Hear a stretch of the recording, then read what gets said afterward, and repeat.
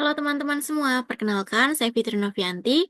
Sebelumnya, video ini ditujukan untuk edukasi dari kami, mahasiswa jurusan akuntansi D3 S1 BINUS Online Learning Jakarta, yang akan membahas sebuah topik yang berjudul Pentingnya Pendidikan Pancasila untuk Siswa-siswi Sekolah Dasar. Jadi, untuk siswa-siswi sekolah dasar, simak topik ini dengan baik-baik ya. Karena topik ini sangat berperan penting untuk membentukkan karakter siswa-siswi sekolah dasar. Saya Fitri Novianti dan rekan saya Evita Damayanti akan memaparkan materi ini dalam beberapa waktu ke depan. Mari kita simak sama-sama ya teman-teman. Pertama-tama, teman-teman, di sini saya akan memaparkan materi dulu. Yang pertama, kita akan membahas pendahuluan. Untuk pendidikan Pancasila memiliki peran yang sangat penting dalam pembentukan karakter dan kepribadian siswa-siswi sekolah dasar.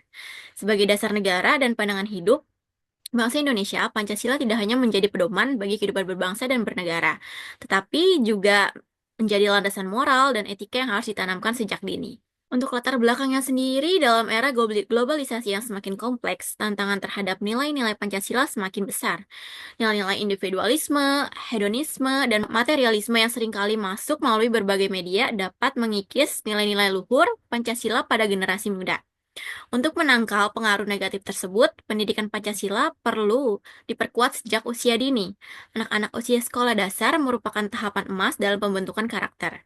Pada tahap ini, mereka mulai menyerap nilai-nilai moral dan etika. Nilai-nilai yang ditanamkan ini akan terinternalisasi dengan baik dan menjadi bagian dari kepribadian mereka. Untuk selanjutnya, di sini saya akan membahas mengenai tujuan dari pendidikan Pancasila.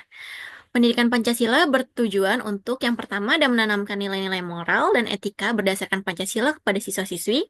Yang kedua, membentuk karakter siswa yang berintegritas jujur dan bertanggung jawab. Yang ketiga, ada mengajarkan pentingnya toleransi, kebersamaan, dan saling menghargai. Yang keempat, ada membangun kesadaran akan pentingnya persatuan dan kesatuan bangsa. Lalu yang terakhir, ada mempersiapkan generasi muda untuk menjadi warga negara yang baik dan berkontribusi positif bagi masyarakat. Lalu ada manfaat pendidikan Pancasila. Pendidikan Pancasila memberikan berbagai manfaat, antara lain ada penguatan karakter, pembentukan identitas nasional, pemahaman tentang hak dan kewajiban, dan peningkatan kualitas hidup. Nah, kita ini udah masuk ke materi awal. Yang pertama itu ada, apa sih Pancasila itu? Sebelumnya pasti teman-teman udah diajarin juga kan sama guru-guru yang ada di sekolah, tapi di sini saya akan membahas lagi biar teman-teman lebih mengerti apa sih Pancasila itu. Pancasila adalah dasar ideologi negara Indonesia yang terdiri dari 5 sila atau prinsip. Nama Pancasila berasal dari bahasa Sanskerta, yaitu panca, yang berarti 5, dan sila yang berarti prinsip atau asas. Pancasila disusun oleh para pendiri bangsa dan diterima sebagai dasar negara Indonesia pada tanggal 1 Juni 1945. Setelah itu, sini saya akan membahas mengenai sejarah dari Pancasila.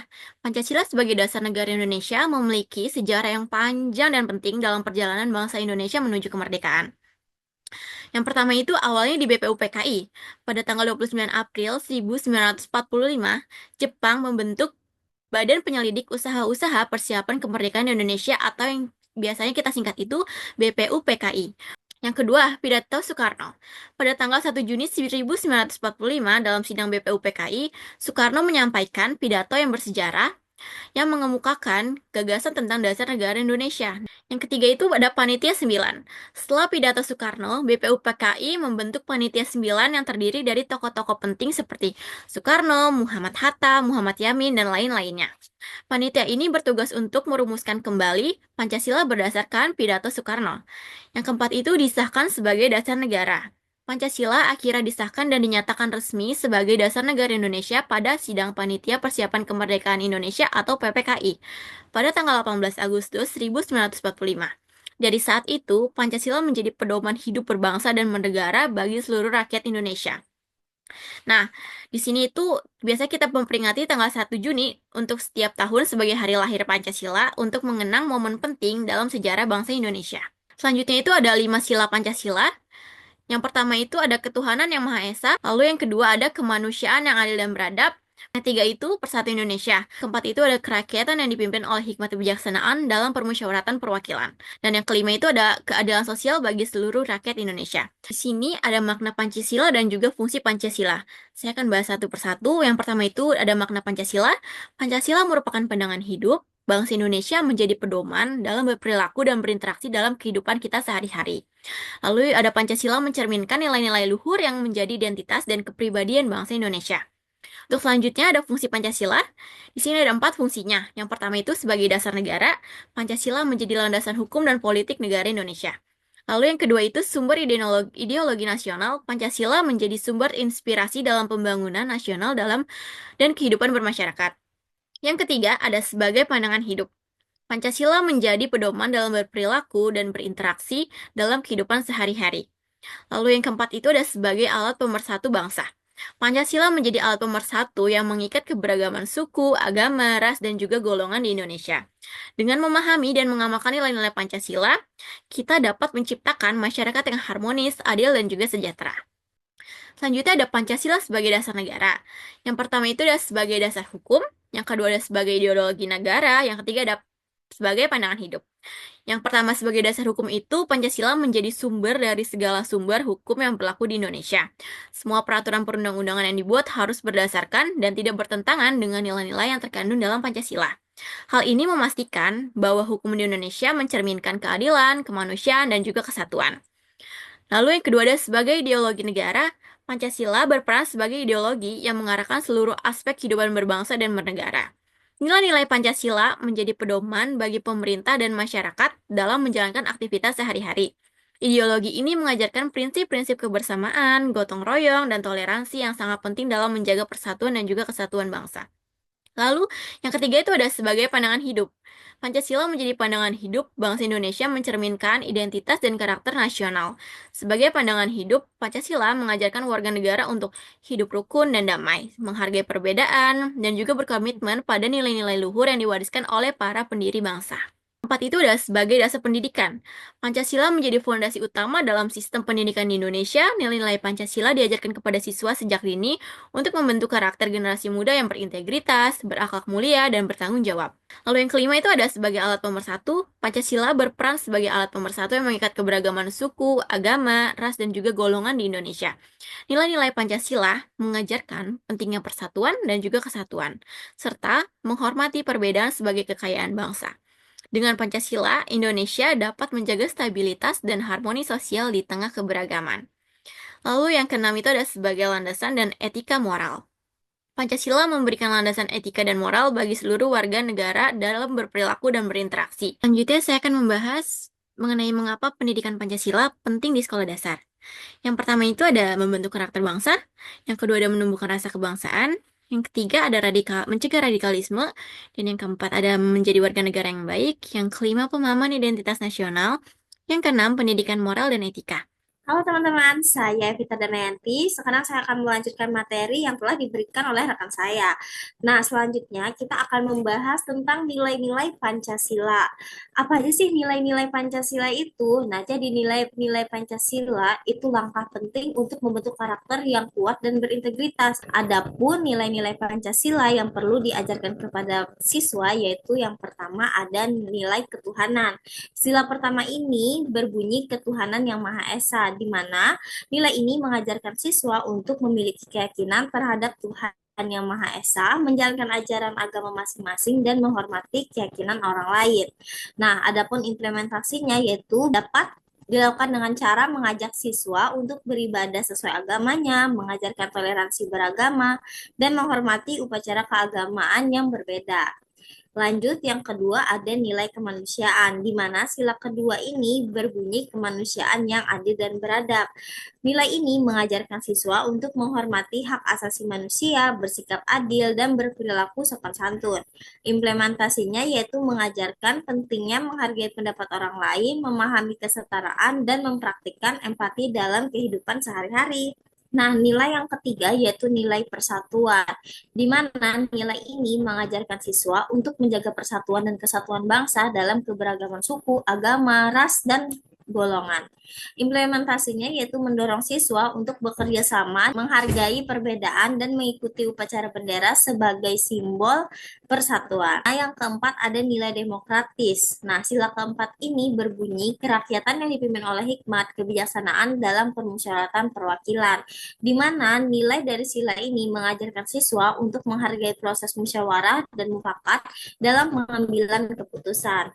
Implementasinya yaitu melibatkan siswa dalam diskusi kelas, mengajarkan pentingnya mendengarkan pendapat orang lain, dan memberikan kesempatan kepada semua siswa untuk berpartisipasi aktif.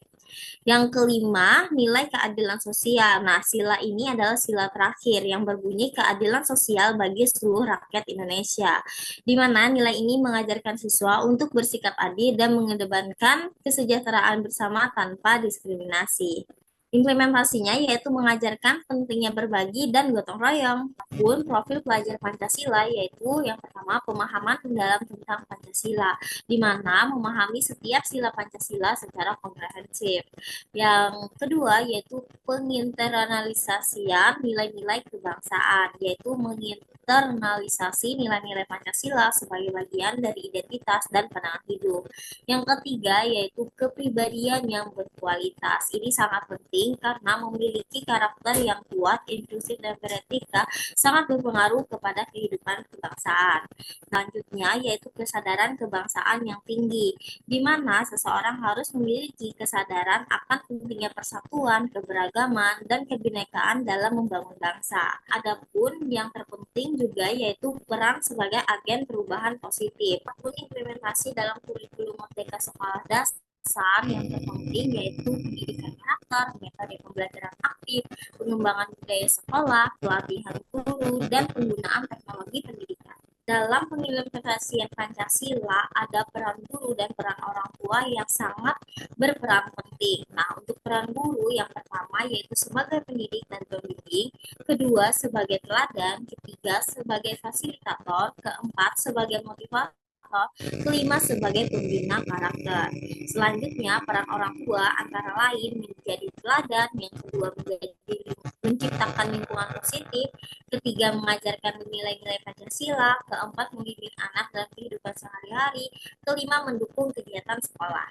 Selanjutnya, ada pun contoh aktivitas Pancasila di sekolah. Yang pertama, upacara bendera. Yang kedua, kegiatan gotong royong. Tiga, lomba cerdas cermat Pancasila. Empat, diskusi kelas dan debat. Lima, kegiatan ekstrakurikuler. Enam, program penguatan karakter. Tujuh, kegiatan sosial dan bakti sosial. Nah, dalam pengimplementasian Pancasila tentu saja ada tantangan dalam Pancasila serta solusi mengatasinya. Yang pertama, kurangnya kesadaran dan pemahaman akan Pancasila. Solusinya yaitu dengan meningkatkan kesadaran dan pemahaman siswa melalui metode pembelajaran yang menarik dan relevan.